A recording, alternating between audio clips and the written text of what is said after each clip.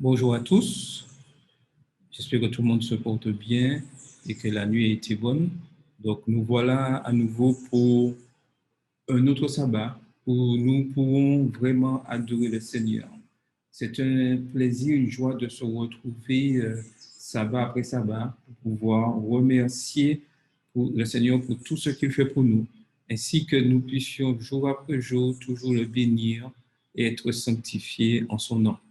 Pour commencer, nous allons chanter au numéro 131 de notre hymne louange avec Carole, Rends-toi maître de nos âmes.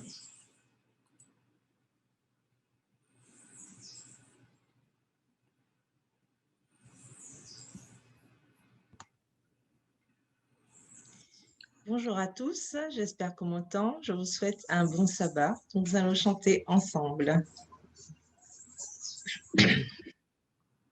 On y va?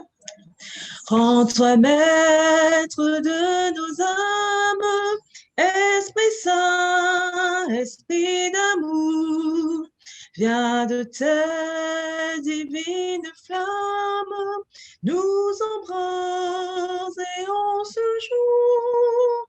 Ô vieux Esprit de Dieu, fais-nous sentir ta présence, revêt-nous de ta puissance et baptise-nous de feu. Esprit de Dieu, baptise-nous de feu. Viens, Esprit de la promesse, en nous scellant de ton sceau, nous dévoiler la richesse de l'héritage d'en. Ô vieux Esprit de Dieu, fais-nous sentir ta présence, revêt-nous de ta puissance et baptise-nous de feu. Esprit de Dieu, baptise-nous de feu. Forme-nous pour le service du divin libérateur.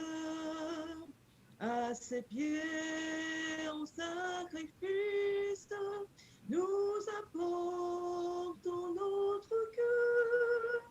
Ô vieux Esprit de Dieu, fais-nous sentir ta présence, revêt-nous de ta puissance et baptise-nous de feu. Esprit de Dieu, baptise-nous de feu. Esprit de vie et de gloire, conduis-nous de jour en jour et de victoire en victoire jusqu'au céleste séjour. Ô vieux Esprit de Dieu, fais-nous sentir ta présence, revêt-nous de ta puissance et baptise-nous de feu. Esprit de Dieu, baptise-nous de feu. Merci, à tout à l'heure. Merci Carole pour ce chant. Donc je vous invite à incliner la tête et je ferai une prière pour commencer notre programme ce sabbat matin. Seigneur Dieu, nous voulons te remercier. Nous avons senti ta présence, car tu nous as conservé jusqu'à maintenant ce jour, ce souffle de vie. Permets que nous puissions toujours être de fidèles observateurs de ton jour de repos et que nous puissions vraiment être attachés à ta parole. Bénis-nous, Sanctifie tous ceux qui sont présents sur cette plateforme en ce matin et ceux qui viendront et écouteront plus tard. Et que tout ce qui soit dit en ce matin puisse être pour ta gloire et que chaque âme soit touchée. Merci pour tout ce que pour nous. Nous avons prié ton Fils pour ta gloire. Amen. Maintenant, nous allons passer à nos 5 minutes de l'école du sabbat. Aujourd'hui, premier sabbat du mois, c'est l'évangélisation. Comme nous le savons tous, l'évangélisation est le moteur de l'Église. Chacun de nous est appelé à évangéliser et à être un fidèle témoin dans tout ce que nous faisons. Et aujourd'hui, nous voyons l'importance de l'évangélisation et l'école du sabbat. L'un ne va pas sans l'autre. En plus, lorsqu'on regarde le fonctionnement de l'Église adventiste, aujourd'hui, les ministères personnels sont composés des activités laïques et de l'école du sabbat. C'est ensemble que ces deux départements avancent pour pouvoir annoncer le message que Christ revient bientôt. Et le but de tout chrétien adventiste du 7e jour est d'annoncer que Christ revient bientôt. Nous ne sommes pas dans un club où nous passons du temps, des vacances, des temps libres. Nous nous trouvons dans une mission importante. Nous sommes des soldats du Christ. Et en ce matin, c'est le pasteur Freddy Gustavo Ruengues Camilo de l'église de Pereira, Risaralda, de la Fédération centrale de Colombie qui nous parle. Et il nous parle de l'évangélisation et l'école du sabbat.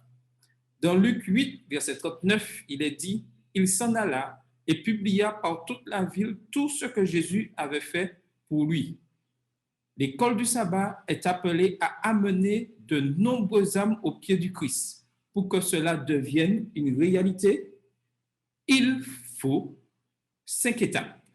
Et nous allons découvrir ces 5 étapes. La première étape, avoir des moniteurs à l'esprit missionnaire. L'élément clé de mobilisation de l'école du sabbat est le moniteur. Il doit être le modèle de la classe par le précepte et par l'exemple. Si le moniteur n'aime pas l'œuvre missionnaire, il est très difficile pour ses élèves d'entreprendre l'œuvre. Le grand maître a dit à Pierre et à son frère André, « Suivez-moi et je vous ferai pécheurs d'hommes. » Matthieu 4, verset 19. Cela nous indique que Jésus était un entraîneur pratique qui a conduit les disciples à gagner des âmes. Le moniteur doit prier pour ses élèves, les inviter à développer des plans missionnaires et ensuite sortir avec eux pour visiter les gens chez eux. Deuxième étape, avoir des étudiants à l'esprit missionnaire. Chaque élève doit reconnaître et accepter que l'œuvre de témoigner est un commandement divin. Et c'est ce que Jésus a dit dans Matthieu 28, versets 19 et 20. Faites de toutes les nations des disciples. Ce n'est pas facultatif, c'est un impératif de la part de Jésus. Toute personne, tout soldat qui décide de suivre le Christ doit être un missionnaire. Dieu nous donne à chacun le privilège de témoigner. Et voici la chose la plus importante de ceux qui rendent témoignage de Christ. Témoigner comme Jésus l'a démontré. Et Jésus l'a démontré au démoniaque de Gérasénien. Retourne dans ta maison et raconte tout ce que Dieu t'a fait. Il s'en alla et publia par toute la ville tout ce que Jésus avait fait pour lui. Luc 8, verset 39. Chacun doit témoigner en racontant les merveilles de ce que Dieu a fait dans sa vie et utiliser les dons qu'il a reçus de Dieu en servant, prêchant, enseignant ou guérissant. Troisième étape, transformer la classe de l'école du sabbat en un petit groupe missionnaire. Chaque classe est un petit groupe qui doit s'organiser à des fins missionnaires. Que dans nos églises, dans nos églises, des groupes se forment en vue du service. Plusieurs membres travailleront de concert comme pécheurs d'hommes et chercheront à retirer les âmes de la corruption du monde pour les amener à la pureté de l'amour. Extrait du livre Ellen G. White, Témoignage pour l'Église, volume 3, chapitre 10, page 96. Chaque classe doit organiser des réunions missionnaires en dehors du temple, avec les voisins et les amis pour célébrer l'école du sabbat. Là, on chantera, on priera et on étudiera la leçon. Les âmes entendront le message du salut et seront gagnées pour le Christ. Il est important que nous puissions nous rappeler quelque chose de très important. L'Église du Christ sur terre a été organisée à des fins missionnaires.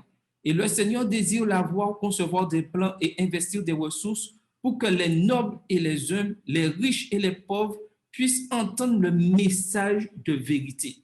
Est-ce que du livre Le ministère de la bienfaisance? Et voilà la clé, la chose la plus importante que Dieu nous demande aujourd'hui, être de véritables missionnaires. Donc, le souhait de l'école du sabbat, c'est que chacun d'entre nous, nous puissions être des missionnaires, être de véritables témoins de Jésus-Christ. Et ainsi, nous annoncerons ensemble que Christ revient bientôt et qu'il y a cette espérance. Bon sabbat à tous et que le Seigneur vous bénisse. Bon sabbat à tous. J'espère que cette semaine vous fut agréable. L'histoire de ce matin, en fait, c'est l'histoire d'Olga Noshim. Olga, elle a 34 ans. Son mari et elle donc, étaient mariés depuis seulement 3 ans. Quand finalement, ils ont eu un accident de voiture assez important qui a un petit peu cassé leurs vacances. Donc, ils partaient en vacances en mer Noire et sur la route, ils ont eu un accident. Ce qui s'est passé, c'est que comme Roman avait raté un virage, Roman, c'est son époux, il avait raté un virage et en voulant faire demi-tour, entre-temps, une voiture, donc une Mercedes est arrivée dans le virage et bien sûr a percuté leur voiture qui a fait des tonneaux et des tonneaux. Et finalement, elle nous dit que ça semblait interminable, mais par la grâce de Dieu, ils s'en sont sortis et ils ont pu sortir de la voiture par une vitre brisée. Et le chauffeur, heureusement, ils ont regardé, et le chauffeur aussi, leur voiture était réformée. La voiture du monsieur, donc la Mercedes, on nous précise, était dans un mauvais état. Mais en tout cas, le chauffeur allait bien. Donc, ça, c'était déjà un point positif. Néanmoins, Olga et Roman ne sont pas riches, ils n'ont pas beaucoup d'argent. Et bien sûr, le chauffeur de la Mercedes a demandé qu'il puisse rembourser. Donc, entre-temps, c'est vrai que la police est arrivée, donc ils ont pu faire les papiers, les démarches d'usage. Mais le chauffeur de la Mercedes a demandé à ce qu'ils puissent rembourser, bien sûr, leur voiture. Donc, bien sûr, ça a été le stress. Et à un moment donné, l'histoire nous dit que Olga a décidé d'aller dans une vigne qui était juste à côté. Elle s'est agenouillée, elle a demandé à Dieu de les aider parce que vraiment, elle ne voyait pas comment faire. Donc, elle est retournée sur les lieux de l'accident après et ce monsieur auprès de la police insistait voilà, pour qu'effectivement, il lui rembourse tout de suite. Donc, il leur a demandé de remettre leurs papiers et qu'ils n'auraient leurs documents que lorsqu'ils auraient remboursé la voiture. Donc, Roman et Olga se sont retirés à nouveau dans le champ et puis ils se sont mis un petit peu à se disputer. Et là, ils se sont rendus compte, en fait, que ça faisait un moment que leur couple battait un peu de l'aile et Roman s'est rendu compte qu'ils allaient même divorcer si ça continuait. Et du coup, donc, ils se sont réconciliés, ils se sont mutuellement demandé pardon. Et du coup, ensemble, ils ont été à nouveau voir le chauffeur et ils ont remis, ils n'avaient pas le choix, ils lui ont remis en papier. Et puis, ce monsieur les a invités à rester chez lui jusqu'à ce qu'il puisse rembourser la voiture. Donc, c'est ce qui s'est passé. Et en arrivant chez ce monsieur, il leur a proposé d'abord à manger. Donc, il s'appelait Moussa. Hein. Donc, il leur a proposé à manger et il était très surpris de savoir que le couple, donc Roman et Olga, ne mangeaient pas de viande, pour commencer. Et ensuite, il leur a proposé des boissons alcoolisées et non, ils ont encore refusé. Donc, il leur a dit, c'est bizarre, mais vous êtes étrange, vous. Et vous êtes Et il leur a répondu ils ont répondu qu'ils étaient adventistes du 7e jour. Il a dit, ah, ça fait les 2e adventistes que je rencontre de toute ma vie. Donc, du coup, ils ont commencé à échanger. Roman et Olga sont restés chez Moussa donc le temps des réparations. Et l'histoire nous dit en fait qu'ils ont appelé des amis à eux qui étaient à Azovski et ils ont appelé leurs amis pour avoir de l'aide financière parce que, rappelez-vous, il fallait rembourser la voiture sans quoi ils ne seraient pas pu repartir avec leur papier. Du coup, les amis les ont appelés, effectivement, ils les ont aidés et l'histoire nous dit qu'en un rien de temps, ils ont pu avoir la somme nécessaire pour pouvoir rembourser la voiture. Moussa était complètement surpris et il a dit, ah, j'ai des amis, j'ai des connaissances, mais personne, et je suis riche, j'ai beaucoup d'argent, personne ne m'a appelé pour savoir comment j'allais. Et vous, qui n'avez rien, vous n'êtes pas riche et pourtant vous êtes riche en amis. Vous avez plusieurs amis qui ont pu vous aider et on nous dit que les amis appelaient même au-delà quand ils avaient déjà remboursé, les amis appelaient au-delà pour savoir s'ils allaient bien, s'ils avaient besoin de quelque chose en plus. Donc, Moussa était complètement étonné de cette situation et lui-même, il se sentait mal parce qu'il a avoué à Roman et à Olga qu'en fait, lui, il avait 2 femmes et qu'il venait d'obliger sa seconde femme à avorter et il pense que l'accident qu'il a eu était une punition de Dieu. Donc, Roman et Olga ont continué leur contact avec Moussa. Ils ont continué à discuter et entre-temps, Olga, les jours sont arrivés pour que Olga et Roman puissent repartir puisque en fait, ils avaient pu rembourser la voiture et récupérer, bien sûr, leur permis de conduire et le nécessaire pour pouvoir reprendre la route. Et Moussa leur a proposé de venir chez lui parce que, rappelez-vous, ils étaient sur la route des vacances et Moussa, en fait, leur a proposé de venir séjourner chez lui, là où ils allaient. Et ils ont accepté. Et Olga nous dit que c'était vraiment l'endroit le plus luxueux qu'ils aient eu, dans lequel ils aient eu à séjourner jusque-là et que ça s'était très bien passé. Et elle nous dit qu'en fait, l'année suivante a été plutôt difficile parce qu'ils ont dû rembourser leurs dettes. Rappelez-vous qu'ils avaient perdu leur voiture. Roman, lui, a trouvé un nouveau travail, heureusement. Et elle nous dit que Dieu les a richement bénis parce que Roman a non seulement trouvé un nouveau travail, mais en plus, il a eu une augmentation de salaire. Et elle aussi, de son côté, elle a eu une augmentation de salaire. Et à travers cet accident, ils ont pu mettre à plat les choses et pouvoir sauver leur mariage. Donc, elle remercie Dieu parce qu'elle déclare que nous n'avons jamais manqué de rien. Dieu a pourvu à tous nos besoins. Donc, elle a été, elle aussi, Olga, une écolière à l'école de Zaowski. Et vous savez que l'offrande du 13e sabbat aidera à construire de nouvelles salles de classe puisque elle a pu suivre sa scolarité du primaire jusqu'à l'université où elle a obtenu son diplôme.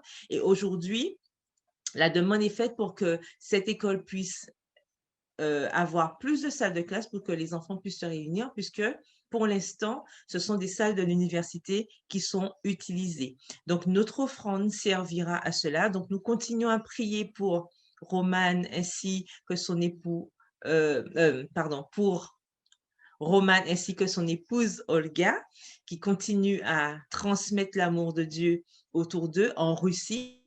Et pour le point culturel du jour, on nous dit qu'au cours du XXe siècle, en particulier pendant les années soviétiques, la Russie a connu des stars de ballet de renommée internationale, notamment Anna Pavlova, Voslav Nijinsky, Maya Plisetskaya, Rudolf Nureyev et Mikhail Baryshnikov. Et aussi les auteurs russes Léon Tolstoï et Fyodor Dostoïevski, dont nous avons certainement entendu parler, sont considérés par de nombreux critiques littéraires comme étant les plus grands romanciers de tous les temps. Donc, nous continuons à prier pour les chrétiens adventistes et les chrétiens en général, toute cette population qui est encore besoin d'entendre parler de Dieu, mais aussi les chrétiens adventistes de là-bas aussi qui continuent la mission, qui continuent à montrer aux autres que Dieu existe et qu'il revient bientôt. Bon sabbat à tous et que Dieu vous bénisse. Merci, Carole, pour ce magnifique récit. Donc, n'oublions pas les offrandes du 13e sabbat, à pouvoir vraiment que nous puissions participer pleinement aux offrandes de l'école du sabbat. Donc, nous allons continuer. Donc, nous allons passer à notre leçon de l'école du sabbat. Le temps que je règle un petit souci. Donc, cette semaine, nous avons vu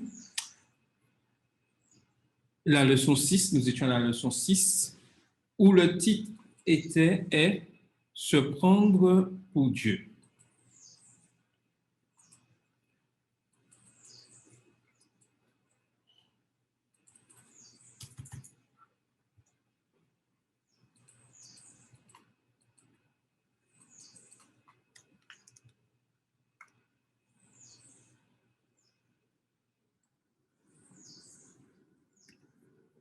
Donc, je disais, oui, se prendre pour Dieu.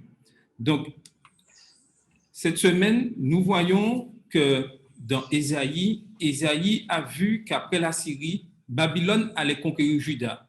Mais il a également vu que malgré les souverains surhumains des ténèbres de ce monde, Éphésiens 6 et 12, qui œuvraient à travers les ennemis humains de Dieu et qui prétendaient être Dieu, le Seigneur l'emporterait de manière décisive et apporterait la paix éternelle à notre planète troublée. Aujourd'hui, nous vivons une période de trouble, certes, mais il est important que nous puissions comprendre que Dieu est toujours au contrôle de tout et qu'il a prévu un jugement. Que nous le voulions ou pas, ce jugement aura lieu. L'importance de savoir là où nous allons nous trouver lorsque ce jugement sera prononcé. Et nous voyons dans les chapitres 13 et 14 du livre Ésaïe, ces deux chapitres explorent l'idée du jugement, y compris le motif du jour du Seigneur. Le jugement est une initiative divine qui pourrait annoncer une ère de détresse ou le début d'une nouvelle ère d'expérience joyeuse. Et voilà la chose, je dirais, la plus importante à comprendre du jugement, c'est-à-dire notre position va déterminer la manière que nous allons voir ce jugement. Est-ce que ce sera pour nous une ère de détresse ou pour nous le début d'une nouvelle ère d'expérience joyeuse?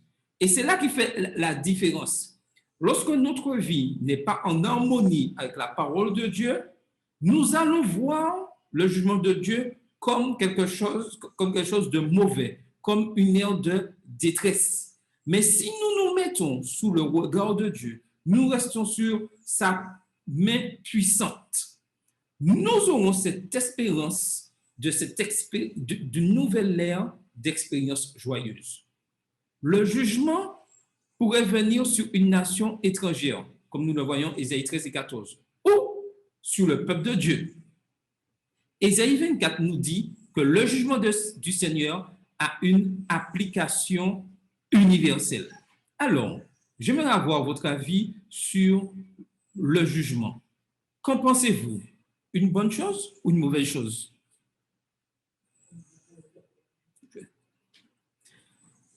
Alors, j'aimerais avoir votre avis dessus. Est-ce que le jugement pour vous, c'est une bonne chose? Qu'est-ce que le jugement représente pour vous? Vous avez la parole.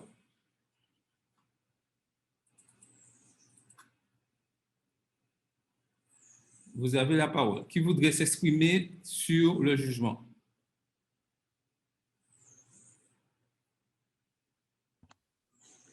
Je vais commencer.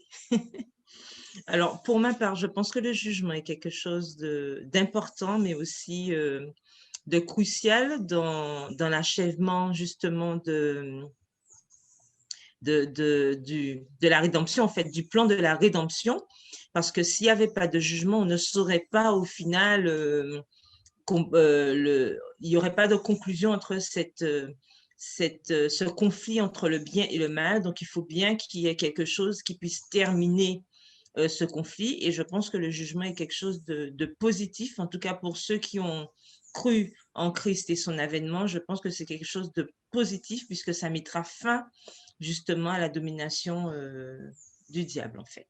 Enfin, la domination, je m'explique, c'est-à-dire à ces assauts perpétuels de toujours vouloir contrecarrer les plans de Dieu. Oui, quelqu'un d'autre voudrait-il ajouter quelque chose? Oui, je voudrais ajouter, je vais dans le même sens que Carole. Bonjour à tous. Oui, bonjour. Et je voudrais ajouter que le jugement, c'est un moyen de montrer aux hommes, mais aussi de montrer aussi aux êtres qui n'ont pas péché que Dieu a donné la chance à tout à chacun de se repentir et que Dieu est encore un Dieu bon, un Dieu merveilleux et que vraiment, si quelqu'un est perdu à l'issue de ce jugement, c'est vraiment parce que cette personne a fait son choix, mais de lui-même, il a tout fait pour nous sauver. OK. Quelqu'un d'autre veut ajouter quelque chose? Oui. Je voudrais dire quelque chose. Vas-y, il n'y a pas de souci. Moi, je dis en une phrase, si le jugement n'existerait pas, c'est que Dieu ne serait pas un Dieu juste. Et ce que Et tu... Dieu est tellement amour, avant de juger, il avertit. Donc, si tu passes sur le coup de jugement, ce ne sera pas la faute de Dieu, puisque Dieu avertit avant de juger. Tout à fait. C'est ce que je voulais dire concernant le jugement. Tout à fait. Donc, le jugement, c'est quelque chose de très positif. Tout à fait. Et comme je le disais tout à l'heure, c'est très positif si nous sommes sous le regard de Dieu. Mais comme je le disais, le jugement de Dieu est universel. Ça veut dire que tous les hommes sont appelés à être jugés, à être passés sous le courroux du jugement de Dieu. Tout le monde y passera. Il n'y a pas d'exception. Personne ne peut dire je vais échapper au jugement de Dieu. Ce n'est pas possible. Nous passerons tous.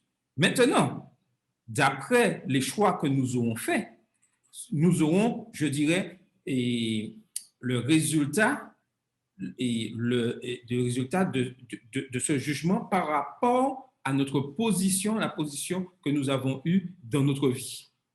Donc, je continue. Dans Ésaïe 25 et 26, Ésaïe 25 et 26 font partie d'un cantique qui annonce la restauration de Juda, mais qui a également une signification eschatologique pour les racheter à la fin du temps. Le chapitre 25 a été divisé en 3 sections. La première section, la louange à Dieu. Louange à Dieu pour la victoire, les versets 1 à 5. Deuxième section, un festin pour le peuple de Dieu, les versets 6 à 8. Et troisièmement, la victoire de l'Éternel sur les ennemis, les versets 9 à 12. Continuons. Ésaïe 26 traite des caractéristiques des rachetés. Maintenant qu'ils sont une nation fidèle au lieu d'une maison pécheresse, comme dans le chapitre 1, et ils restent fidèles entre autres caractéristiques. Et là, nous voyons 3 thèmes principaux qui sont exposés dans cette étude. Les jugements de Dieu, l'assurance de la victoire, la nation fidèle. La question que je vais vous poser maintenant, pour vous aujourd'hui, est-il important pour vous d'être fidèle à la parole de Dieu? Et pourquoi? Pourquoi est-il important aujourd'hui d'être fidèle à la parole de Dieu? Et quelqu'un peut répondre. Pourquoi est-il important aujourd'hui d'être fidèle à la parole de Dieu? Vous avez la parole. Oui, bonjour. Oui, bonjour Sylvie. Oui. Je pense que le temps est venu pour chacun de faire un bilan de lui-même. Parce que Dieu, il est toujours fidèle. Et nous sommes appelés à nous repentir. Nous sommes appelés à changer de voie, à nous soumettre à ce que Dieu nous demande, à ne plus marcher selon nos voies, mais à marcher selon les voies de Dieu. Il est vrai qu'il y a un jugement, c'est très bien. Mais ce ne sera pas comme le jugement terrestre, où les gens prennent parti pour ceci, pour cela. Dieu, lui, il est juste. Il est fidèle. Nous avons une part, nous avons quelque chose à faire. Dieu a déjà tout payé, il a déjà tout fait pour nous. Alors nous devons saisir cette opportunité que Dieu nous offre, parce qu'il n'y a rien de nouveau sous le soleil. Et nous avons intérêt à obéir à la parole de Dieu. C'est ce que je dis pour le moment. C'est exact. Nous avons intérêt vraiment à obéir à ce que Dieu nous demande de faire. Et c'est quelque chose de très, très, très important pour nous aujourd'hui en tant qu'Adventistes du 7e jour, surtout en cette période, je dirais, de trouble. Mais nous devons être vraiment de fidèles serviteurs, reconnaissant ce que Dieu fait pour chacun d'entre nous chaque jour et être attachés à sa parole. Et ça, c'est quelque chose de vraiment capital. Je voulais aussi ajouter que, enfin, en complément de ce que disait Sylvie, que effectivement aujourd'hui, il est crucial pour nous. Enfin, je dis aujourd'hui, il a toujours été crucial d'obéir à la parole de Dieu. Nous voyons à travers les différentes histoires que nous avons dans la Bible que tous ceux qui ont été rebelles ou qui n'ont pas obéi à la parole de Dieu ont toujours subi les conséquences. Nous, aujourd'hui, qui arrivons et qui avons ces expériences, nous devons avoir suffisamment de sagesse pour pouvoir faire attention à ne pas tomber dans les mêmes pièges, puisque nous avons déjà des choses qui se sont passées avant, nous avons l'expérience des autres qui nous parlent. Et donc, par rapport à cela, il est important pour nous de nous rendre compte que si nous nous appuyons sur l'expérience des autres, si nous nous appuyons sur les histoires que nous connaissons, dont nous avons vu les issues, en cas de désobéissance, il est pour nous judicieux de respecter justement la parole de Dieu pour éviter ce genre de piège. Parce qu'il y a des choses effectivement qui nous tombent dessus, qu'on ne peut pas forcément contrôler, parce qu'on n'a pas de recul, parce qu'on ne savait pas. Ça peut arriver puisque nous savons que nous sommes toujours dans ce conflit bien mal, mais il y a des choses dont nous sommes tout à fait conscients, des choses dont nous savons qu'ils ne sont pas bonnes, et pourtant, voilà. Donc, il faut que nous ayons suffisamment de sagesse pour se dire que je n'ai pas d'expérience particulière à faire. Si je sais que quelque chose n'est pas bien, je n'ai pas à le faire, puisque je sais où ça va me mener. Donc, il faut, parfois, on aime bien jouer avec le feu, et ça, c'est très dangereux. Donc, il est crucial pour nous aujourd'hui d'obéir à la parole de Dieu, puisque quand on obéit à la parole de Dieu, vraiment, on est sûr d'avoir toujours la victoire sur le malin. Merci. Les jugements de Dieu. L'idée de jugement est un thème récurrent dans la littérature prophétique de la Bible. Le jugement pourrait mettre fin à une ère de détresse et le début d'une nouvelle ère d'expérience joyeuse. Ésaïe 42, verset 1. Il peut aussi apporter ou annoncer une destruction future, comme cela se produit dans les prophéties d'Ésaïe 13 et 14 et les chapitres suivants. Ces jours de jugement sont parfois annoncés en utilisant l'expression « le jour de l'Éternel », comme cela est évident dans la première moitié du livre d'Ésaïe. Le jour de l'Éternel peut être un jour de restauration. En ce jour-là, j'appellerai mon serviteur Eliakim, fils de Hilkija, je le tirerai de ta tunique, je le scindrai de ta ceinture et je remettrai ton pouvoir entre ses mains. Il sera un père pour les habitants de Jérusalem et pour la maison de Juda. Je mettrai sous son épaule la clé de la maison de David. Quand il ouvrira, nul ne fermera. Quand il fermera, nul n'ouvrira. Ésaïe 22, les versets 20 à 22. Aujourd'hui encore, le Seigneur nous donne cette promesse de restauration. Aujourd'hui, avons-nous cette certitude que lorsque nous parlons lorsque, en tant qu'Église adventiste du 7e jour, lorsque nous ouvrons les portes, est-ce que Dieu ouvre vraiment les portes? Lorsque on ferme les portes, est-ce qu'il y a une opposition? Est-ce qu'il y a une contradiction? Est-ce que nous sommes vraiment dans ce que Dieu demande de faire?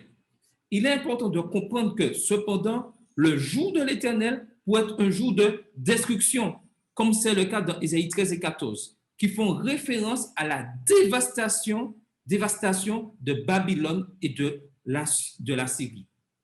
Le jugement, y compris la référence au jour, pourrait également avoir des implications négatives pour Juda, mais cette caractéristique est plus communément observée dans le jugement contre les nations étrangères.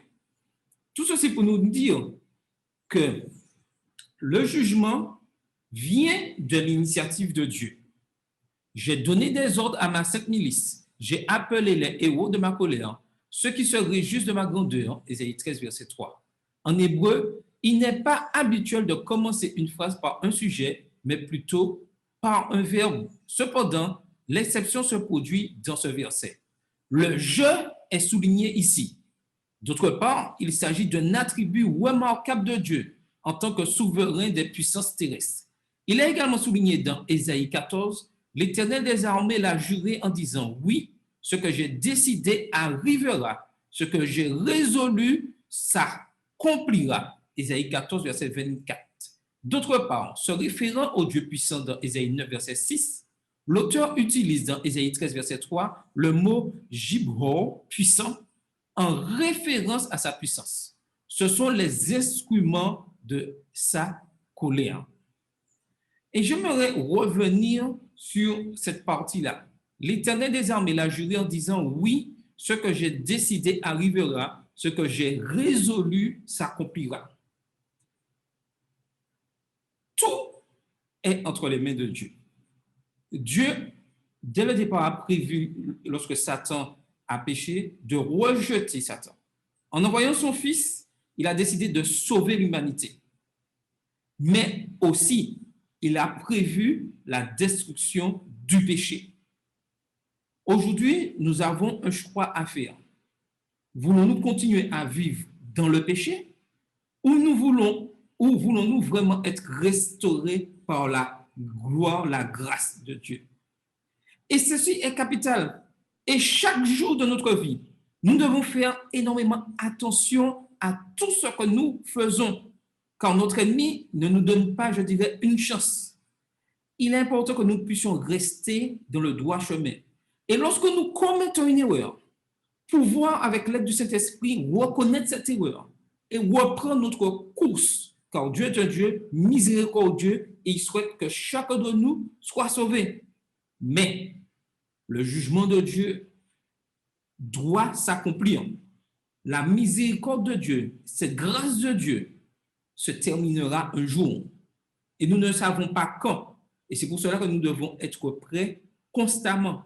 Car lorsque le souffle de vie se retire de nous, la grâce est terminée. La grâce de Dieu est terminée. Et c'est à ce moment de fin qu'arrive ce jugement. Et dans quel état, dans quelle situation je me trouverai lorsque ce souffle de vie me sera retiré? Je pourrais accomplir 100% de bonté pendant toute mon existence. Et au dernier jour de mon souffle de vie, avoir un péché non pardonné, avoir, je dirais, commis et d'avoir rejeté Christ, ces 100% avant seront complètement effacés par ce, je pourrais dire, 1% de rejet de Dieu. Donc, et c'est pareil, je pourrais avoir 100% été mauvais et à la fin, une grâce m'a été donnée de reconnaître que Christ m'a sauvé. Ce 1% de grâce dominera ces 100%, je dirais, d'échec. Donc, il est important que nous puissions être concentrés, savoir exactement là où nous sommes et là où le Seigneur veut vraiment amener tous ses enfants. Quelqu'un voudrait-il ajouter quelque chose? Oui, alors je voulais dire justement qu'il faut aussi qu'on soit prudent à ne pas se focaliser que sur la mort. Je m'explique. C'est-à-dire qu'il faut bien se rappeler que la venue de Jésus se fera aussi avec des personnes vivantes. Tout le monde ne mourra pas avant que Jésus revienne. Et nous devons surtout nous focaliser sur ce retour de Jésus et pas se dire que oui, ben, la mort va nous frapper, etc., puisqu'il y a des gens qui ne mourront pas. Et c'est pour ça que tous les jours, nous devons veiller et prier, puisque nous ne savons ni le jour ni l'heure. Quand Jésus reviendra, nous serons soit vivants, soit nous serons au repos, mais comme on ne sait pas dans quelle situation on sera, il vaut mieux être prêt tous les jours, puisque Jésus peut revenir et nous sommes vivants.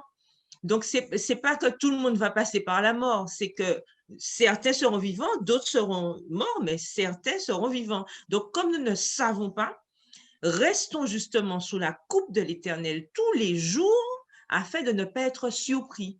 Nous avons bien vu l'exemple des vierges folles et des vierges sages. Tout le monde était invité. Tout le monde était invité au mariage, sauf que certaines étaient prêtes et d'autres pas. Donc, faisons attention à ne pas nous retrouver comme ces vierges folles après avoir attendu indéfiniment justement l'arrivée de l'époux. Et au moment où l'époux apparaît, oups, on se rend compte qu'il manque tel ou tel accessoire. C'est pas ça justement. Et c'est pour ça qu'on doit faire attention, ne pas se focaliser sur la mort, non. Se focaliser sur Jésus revient, le jugement est en cours. Ça aussi, il faut le dire, le jugement est en cours et lorsque ce jugement se terminera, il faut que par la grâce de Dieu, je puisse me trouver parmi ceux qui ont suffisamment fait confiance à Dieu pour pouvoir être parmi les élus. C'est ça notre grand défi et c'est pour ça que chaque jour, nous devons faire ce cheminement avec notre Dieu, nous remettre en question, faire cette évaluation quotidienne, faire attention à ce que nous faisons par sa grâce afin de pouvoir hériter de cette vie éternelle. OK. Donc, je continue. Un autre élément important, remarquable du jugement du Seigneur est la raison de décompte final et d'un jour de destruction. Je punirai le monde pour sa malice et les méchants pour leurs iniquités. Je ferai cesser l'orgueil des hautains et j'abattrai l'arrogance des tyrans. Ésaïe 13, verset 11.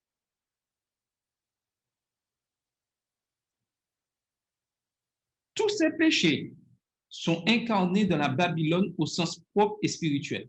L'assurance de la victoire, bien que les prophéties d'Ésaïe 13 et 14 se concentrent sur Babylone et la Syrie, à la fin du chapitre 14, la terre entière est incluse.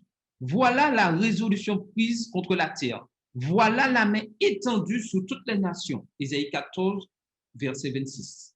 Il ne fait aucun doute que les implications eschatologiques des prophéties d'Ésaïe inclut l'univers entier. Cette notion est également développée dans Ésaïe 24.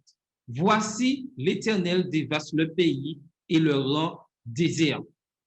C'est pourquoi la malédiction dévore le pays et ses habitants portent la peine de ses crimes. Ésaïe 24, verset 6. Son péché pèse sur elle. Il est clair que le problème n'est pas contre la terre en tant qu'élément de la création, mais contre la transgression dont elle fait l'objet.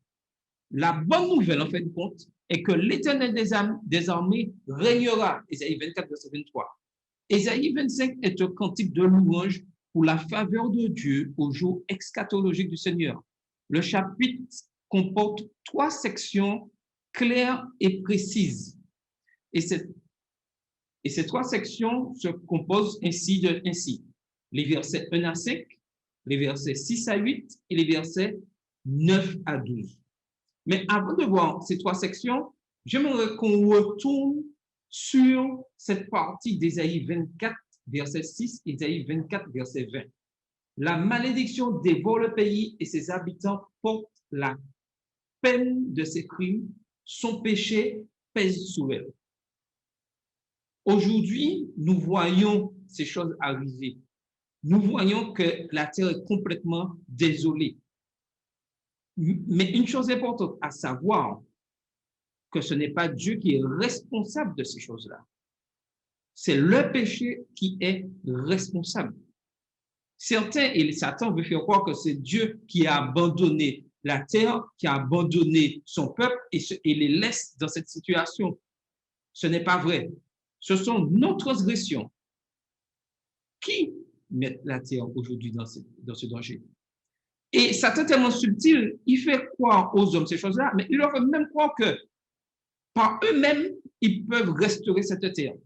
Mais nous voyons, comme il est dit, que la bonne nouvelle est que l'Éternel des armées régnera et l'Éternel Dieu mettra fin à tout ceci. Ma question pour vous aujourd'hui, quand vous voyez ces textes-là, qu'est-ce que vous ressentez? Est-ce que vous sentez un soulagement pour vivre, un bénéfice de savoir ceci pour vivre ces moments difficiles, ou quelque chose de vraiment compliqué à comprendre?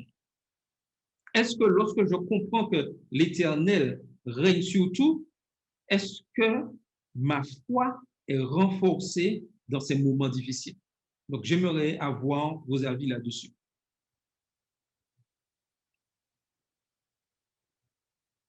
Alors, quelqu'un voudrait prendre la parole?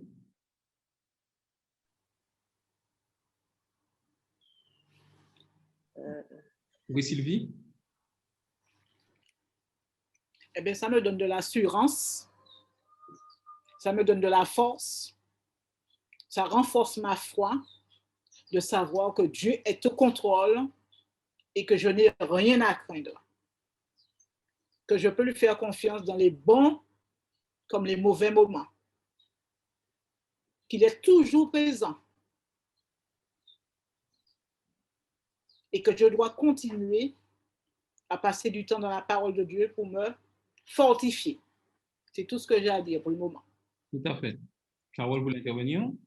Oui, je voulais dire que pour moi, c'est une excellente nouvelle de savoir que Dieu est au contrôle de tout parce que, en fait, ça contrecarre complètement tout ce qu'on peut entendre, tout ce qu'on peut avoir comme appréhension.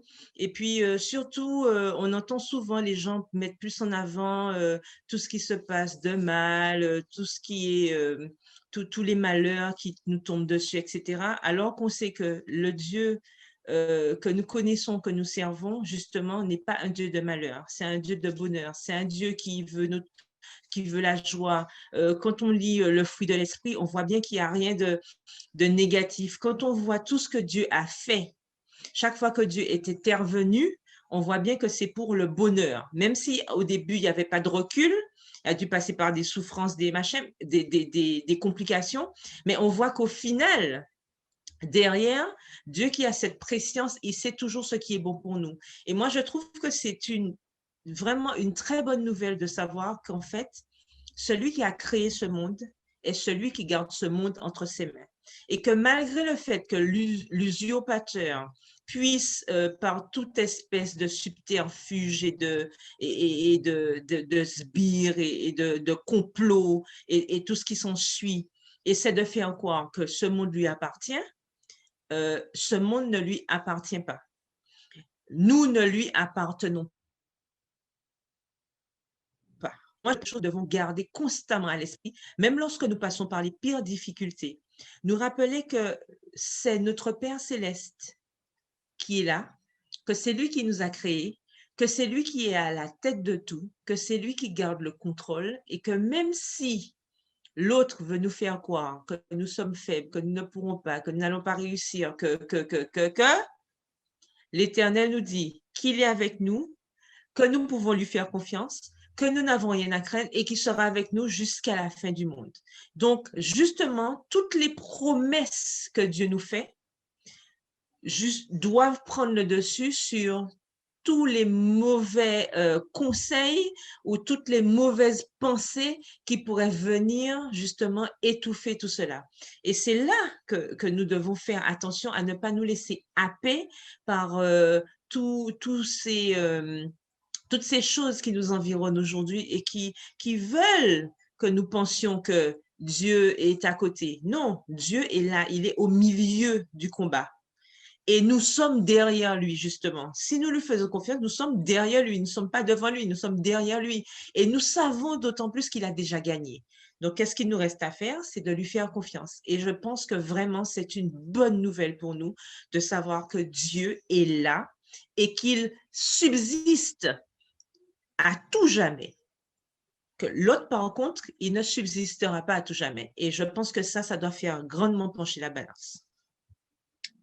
Alors, comme je disais tout à l'heure, c'est bon, tout le monde... Alors, je continue.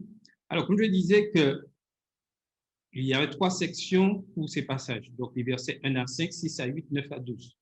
La première partie est le cantique de louange pour ce que Dieu a fait pour son peuple après des douleurs et des souffrances prolongées.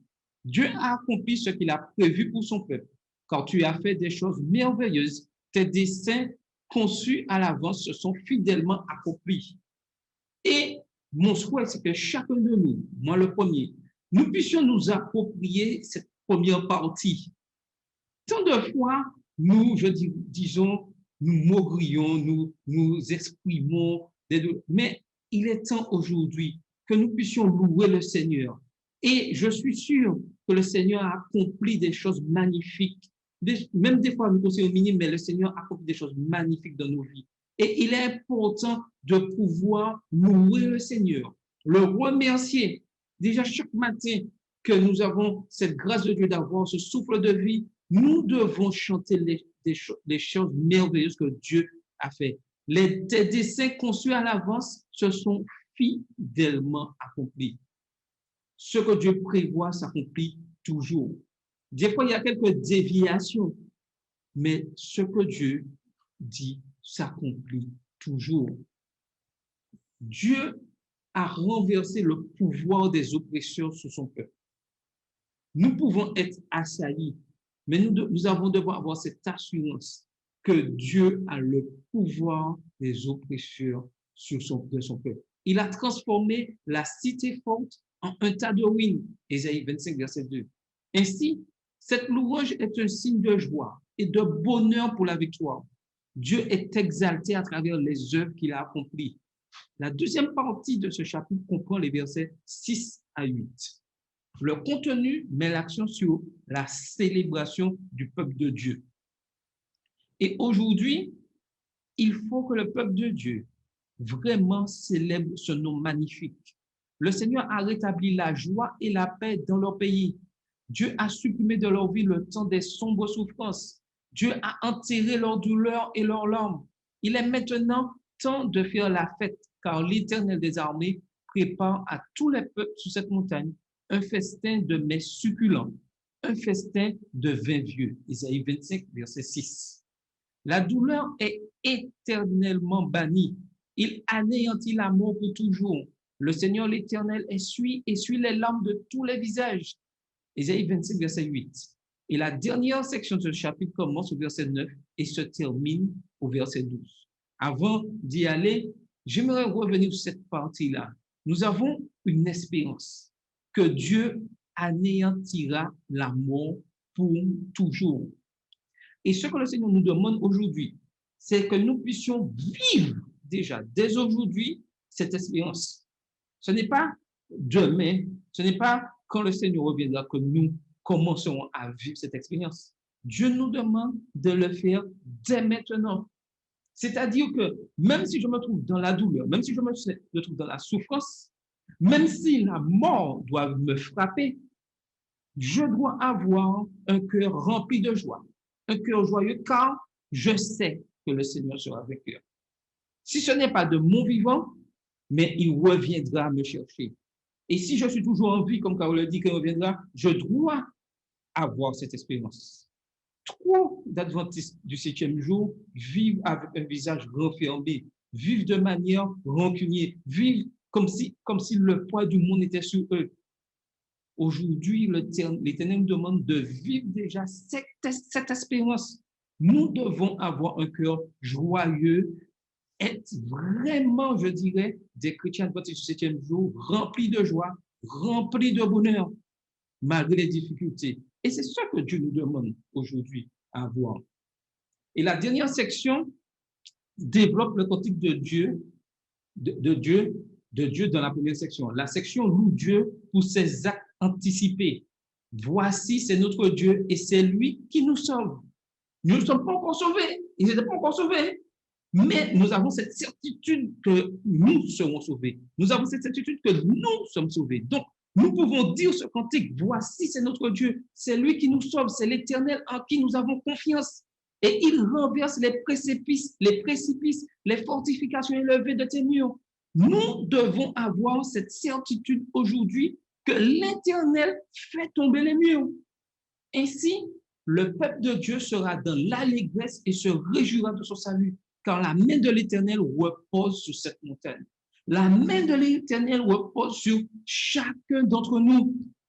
Mais il y a quelque chose d'important qu'il faut respecter. La nation fidèle. Il est important que nous puissions rester fidèles à la parole de Dieu. La nation fidèle, le chapitre 3 à 11 de Genèse, témoigne que suivre la suggestion du serpent a été une erreur. Les choses étaient bonnes au départ, mais ne le sont plus maintenant. L'humanité ne s'est pas améliorée. Elle n'est pas devenue semblable à Dieu. Elle n'a pas échappé à la mort. C'était ça que Satan, dans son déguisement de serpent, a dit à Adam et Ève.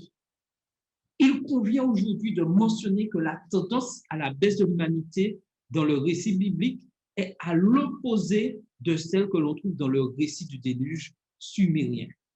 La différence est que la littérature mésopotamienne est optimiste quant à l'existence de l'homme. Dans ces récits, l'homme ne commence pas parfait, mais après que les dieux soient retournés contre lui dans le déluge, il fait mieux, il progresse. Le récit biblique va dans la direction opposée. Et le point de vue pessimiste qui s'ensuit ne pourrait pas être plus différent de la teneur du conte sumérien.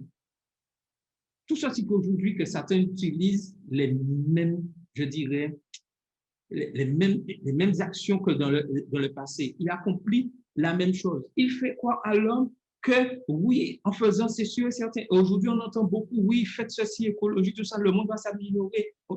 Mais nous savons que le monde va à sa perte. C'est clair, net et précis. Donc aujourd'hui, nous devons être fidèles à la parole de Dieu, reconnaissant de tout ce qu'il a fait. Et quoi qu'il arrive, rester attaché à sa parole. L'ironie que nous voyons ici, bien sûr, c'est qu'il a été habituel pour les critiques et les profanes de mettre en doute le récit biblique à cause des récits du déluge de Mésopotamie. Mais si les détails de ces récits parallèles remettent en cause la validité du récit biblique, alors la philosophie progressiste optimiste de ces mythes remet-elle en cause la vision humaniste progressiste du monde? Toutes ces questions sont vraiment importantes. Une autre question que nous pouvons nous poser, si les parallèles amènent les sceptiques à rejeter le récit biblique dans la catégorie des mythes, les antiparallèles les amènent-ils à le retirer de cette catégorie? Les jeunes, et ça je le dis c'est très important, les jeunes seront confrontés à des visions du monde antithéistes et anti-bibliques, alors qu'ils gravissent les échelons de l'éducation. Et aujourd'hui, nous le voyons jour après jour. Tout est fait pour, je dirais, démolir, pour mettre en cause la Bible. Mais n'oublions pas, et il faut que nous puissions le partager à ceux qui nous entourent, faire comprendre à notre jeunesse qu'il est important faire comprendre que la Bible est vraiment centrale et très importante aujourd'hui. Assurons-nous que l'éducation, et nous avons vu ça le trimestre dernier, que l'éducation adventiste les prépare à relever le défi. Aujourd'hui, il y a un défi à relever pour notre jeunesse. Tout au long des Écritures, Dieu inspire l'espoir qu'un jour, les choses seront restaurées à leur perfection originelle. Jésus, le Fils de Dieu, Emmanuel, Dieu avec nous, Matthieu 1, verset 23, réside parmi sa création. On le voit aussi dans Jean 1, verset 14. Et annonce le retour du royaume de Dieu. C'était le début de l'accomplissement que, une fois de plus, l'humanité retournerait dans la présence de Dieu dans l'Éden pour vivre avec Dieu pour toujours. Apocalypse 21, verset 3. Avant de continuer, est-ce que quelqu'un voudrait ajouter quelque chose, partager son expérience de foi, avant que nous puissions continuer et pouvoir conclure ce moment?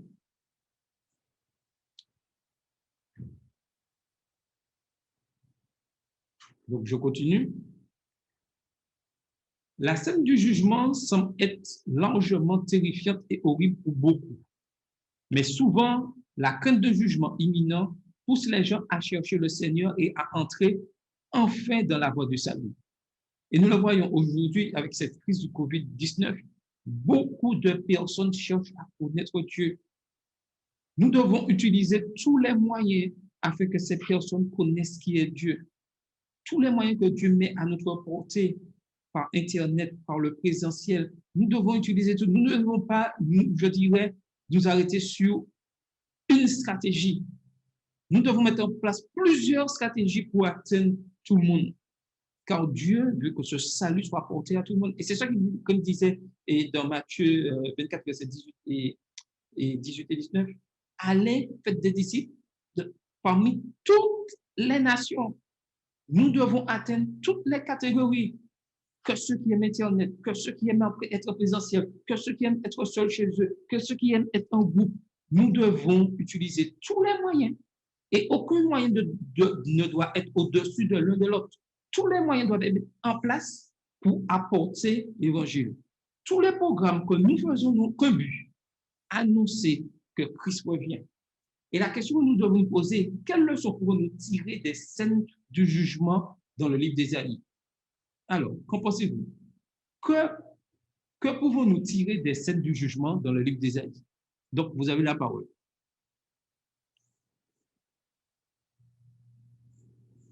Oui, qui voudrait intervenir?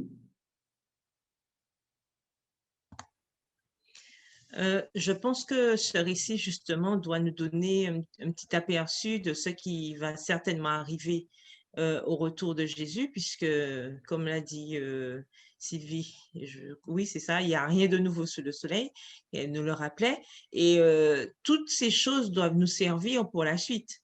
Comme nous savons déjà comment, à chaque fois, lorsque le jugement de l'Éternel s'abattait sur un endroit ou sur un peuple, on voit, on voit les résultats. Donc, on sait que ce que Dieu a annoncé pour ce monde arrivera.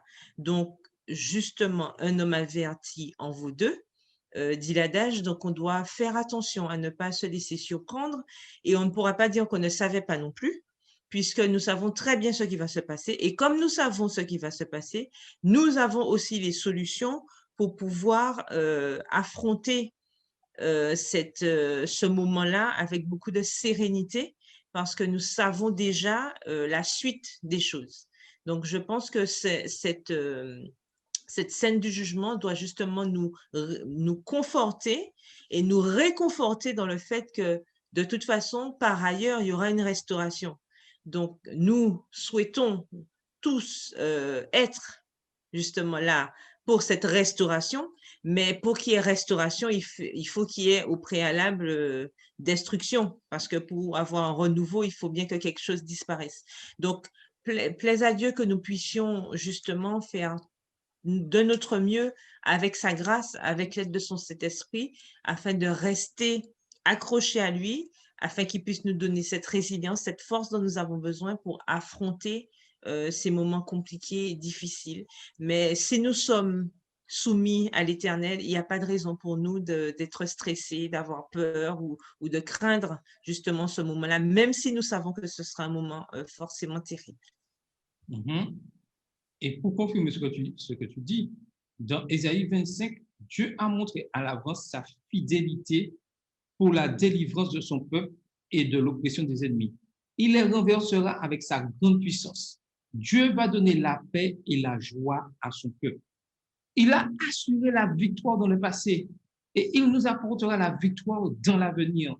Dieu est notre victoire et nous pouvons avoir la victoire sur la souffrance, la douleur et le péché par la puissance du Dieu tout-puissant. Et aujourd'hui, le titre de la leçon était « Se prendre pour Dieu ». Des hommes veulent se prendre pour Dieu et dire « Je peux vous donner la victoire. Je peux vous donner la victoire sur votre maladie. Je peux par toutes sortes de subterfuges. » Mais Dieu seul donne la victoire. Il est important de ne pas nous laisser, je dirais, tromper par l'ennemi de nos âmes, qui utilise toutes sortes de petites manières qui nous détournent de Dieu. Et c'est lorsque je décide, je mets en doute ce que Dieu a promis, que je me prends pour Dieu, que je me prends la place de Dieu diriger les choses. Lorsque je me laisse, je dirais, je me soumets à la parole de Dieu et j'ai cette espérance, je laisse Dieu diriger ma vie. Mais lorsque je mets en doute cette espérance et que la souffrance prend le dessus sur ma foi, que la douleur passe au-dessus de ma foi, je me prends pour Dieu parce que je me dis que c'est de moi-même je peux être sauvé. Mais il n'y a que Dieu qui apporte cette délivrance. Quelle espérance cette pensée nous donne-t-elle alors que nous attendons le jour du grand festin eschatologique que Dieu a préparé pour son peuple béni? Cette espérance, nous devons la vivre constamment dans tout ce que nous faisons. Il est important que nous puissions bannir toute hypocrisie. Il faut que nous soyons vrais dans la parole de Dieu. Sachez bien que l'Éternel, lors de son jugement, bannira tous ceux qui ont rejeté son nom, tous ceux qui ont dit « Je te suis Seigneur », mais qui gardent au fond d'eux l'hypocrisie. Tous ceux qui disent « Oui, je te suis Seigneur », mais qui n'aiment pas leur prochain, qui font tout pour détruire leur prochain. Le Seigneur, le jugement de Dieu tombera sur eux. Il est important que nous puissions rester attachés à la parole de Dieu. Isaïe 26 fournit certaines des caractéristiques des personnes qui vont entrer dans les portes de la ville sécurisée. Laissez-les entrer. Ceux qui gardent la foi, la nation juste. En gardant ces versets à l'esprit, comment décririez-vous votre expérience de la foi ces derniers temps? C'est vrai qu'aujourd'hui, nous voyons des choses que nous n'avons jamais vues. Nous vivons des choses auxquelles nous n'étions pas vraiment préparés. Distanciel, il faut ne pas se toucher, à peine on porte le masque, on se voit même pas. Mais nous ne devons pas nous laisser abattre par ces choses-là. Dieu a placé aussi la technologie pour remplacer. Mais nous vivons toujours, je dirais, dans l'ancien monde, je dirais, avant Covid, que nous voulons faire les mêmes choses. Le Seigneur nous a donné une intelligence. Nous devons utiliser tous les moyens pour rester en communion les uns avec les autres, tout en vivant avec, je dirais, cette maladie auquel nous sommes confrontés. Nous ne devons pas chercher à retourner, je dirais, à vivre comme auparavant. Nous devons être vraiment des êtres intelligents, remplis du Saint-Esprit, qui doivent vivre avec le COVID tout en gardant cette fraternité entre les frères et sœurs. C'est un défi, je dirais, qui nous est lancé. Et il est important que nous puissions réussir ce défi. Car si Satan utilise la COVID pour pouvoir diminuer la foi de certains, Dieu compte sur son peuple afin que leur foi soit encore plus forte vis-à-vis de lui et qu'ils puissent remporter la victoire. Nous devons avoir une expérience forte avec Christ, une expérience de foi dans ces moments difficiles aujourd'hui même. Ne nous laissons pas abattre, car la victoire est au bout. Quelle tristesse ce serait d'être à 2 pas de la victoire, même 1 pas. Et parce que nous nous sommes refroidis, nous échouons. Nous ne passons pas cette dernière marche. Restons vraiment fidèles à la parole de Dieu. Et avant de conclure, je voudrais savoir si quelqu'un voudrait ajouter quelque chose ou donner une expérience avant que je puisse conclure. Oui, je peux? Oui, vas-y. Oui, ce n'est pas une expérience, mais je voudrais juste ajouter en guise de conclusion que justement, avec tout ce qui se passe maintenant dans cette société, tout ce que nous voyons que la venue de Jésus, ce n'est pas un conte, ce n'est pas un jeu non plus, et que Jésus est vraiment à la porte et qu'il revient bientôt, que chacun de nous, nous devons vraiment, chaque matin, nous analyser, nous demander, est-ce que je suis vraiment sur la bonne voie? Est-ce que pendant toutes ces années, Jésus m'a vraiment changé, m'a vraiment transformé? J'ai été lavé vraiment dans le sang de l'agneau. Chaque matin, nous devons nous remettre en question, faire cette analyse et aussi laisser ce message aussi. C'est le moment ou jamais de nous réconcilier au sein de l'Église, de former un, d'être unis, de laisser de côté nos différences. Ce n'est pas le moment d'avoir de la haine pour qui que ce soit, mais si vraiment je dois me réconcilier avec un frère ou avec une sœur, c'est le moment de le faire, car demain, nous ne savons pas. Voilà. Et je t'applaudis dans ce sens-là surtout, qu'il est important que, vous savez quelque chose, même si moi, j'échoue, l'Église de Dieu ne va jamais échouer. Donc, il est important d'être dans le bon camp et de rester fidèle à la parole de Dieu. Car l'échec, ce n'est pas pour Dieu. L'échec, c'est nous s'il y a échec. Ce n'est pas Dieu. Donc, Dieu dirige toutes choses. Soyons dans la bonne position. Pas pour faire X, pas pour faire Y, pas pour un tel. Ma foi, ma relation avec Dieu me place au centre de l'Église et j'accomplis la mission que Dieu m'a donnée, quel que soit l'endroit où je suis. Et j'aimerais partager avec vous pour conclure ces quelques questions qui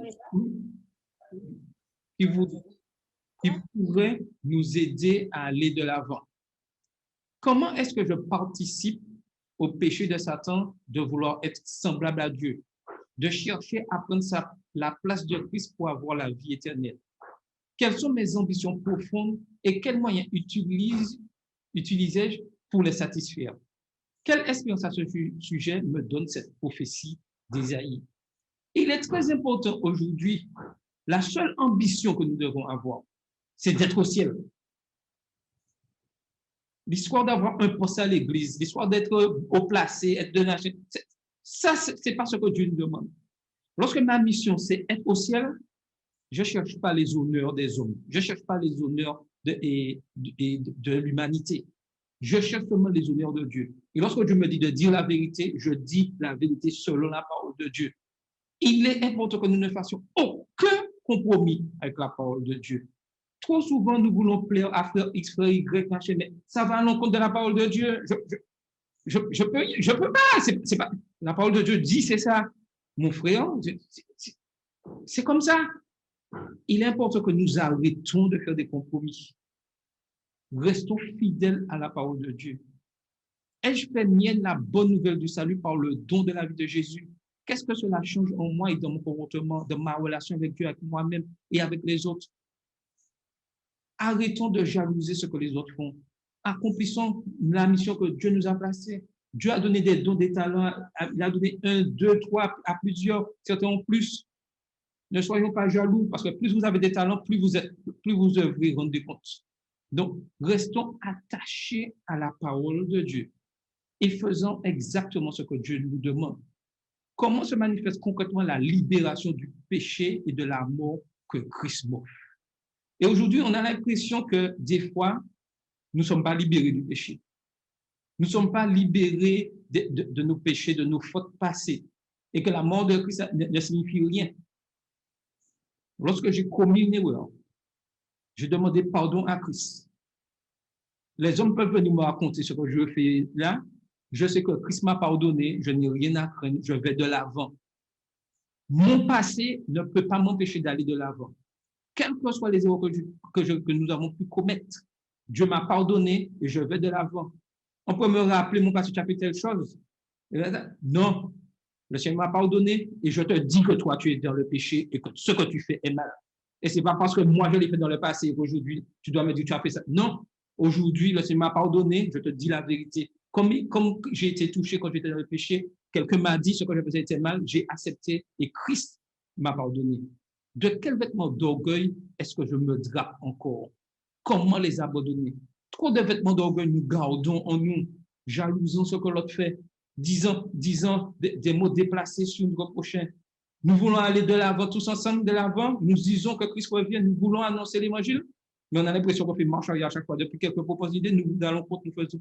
C'est ensemble que nous avançons de diverses manières multiples. Gardons ça à la tête. Lorsque nous décidons de laisser notre orgueil prendre le dessus, nous décidons de prendre la place de Dieu. Et prendre la place de Dieu, c'est commettre le péché contre le Saint-Esprit. C'est dire, Dieu, ton Saint-Esprit, je n'ai pas besoin de ça, de moi-même, je peux arriver. Mais aujourd'hui, Dieu dirige son peuple. L'Église adventiste remportera la victoire. Nous devons avoir cette certitude. Maintenant, nous avons un choix à faire. Notre position est importante. Faisons le bon choix et le Seigneur nous bénira et nous serons pleinement bénis. Amen. Je vais inviter à cligner la tête et je demande à Carole de nous faire la dernière prière.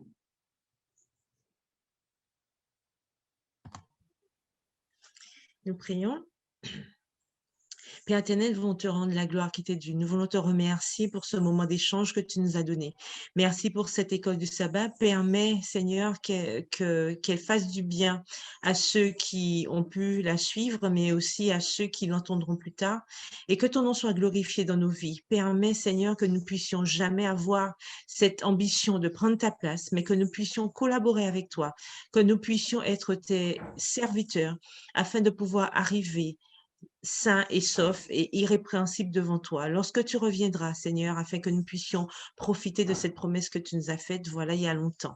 Que tu puisses diriger chacun de nous, bénis les familles que nous représentons en ce matin sur cette plateforme, mais aussi bénis tous ceux qui auront, Seigneur, l'occasion d'entendre ces paroles ultérieurement et que ton nom soit glorifié dans notre vie afin que nous puissions progresser chaque jour avec toi, pas à pas, avec l'aide de ton Esprit Saint. Dirige-nous, garde-nous durant le reste de cette journée de sabbat et que nous puissions être des enfants fidèles jusqu'à la fin, au nom de Jésus et pour la gloire de ton Saint-Nom. Amen. Amen. Donc, nous vous souhaitons une bonne fin de sabbat, que le Seigneur vous bénisse. Nous nous retrouvons sabbat prochain, si Dieu veut, sur un nouveau titre sûrement, parce que nous passerons, puisque l'Église passera un programme de 2 heures, nous espérons continuer toujours sur Internet et nous allons essayer de créer une classe d'études bibliques sur Internet, donc le samedi matin, dès 8h30. Donc, si vous avez des amis, nous continuons à étudier la parole de Dieu plus profondément. Invitez-les, repassez sur le YouTube, vous pouvez rediffuser. Et nous allons essayer aussi d'être en direct en même temps sur YouTube le sabbat matin, afin de pouvoir atteindre vraiment tout le monde. C'est ensemble que nous pouvons travailler. Nous avons divers dons, nous allons de l'avant et avec Jésus-Christ, nous remporterons la victoire. L'Église adventiste du 7e jour remportera la victoire. Que le nom de Dieu soit glorifié. Amen.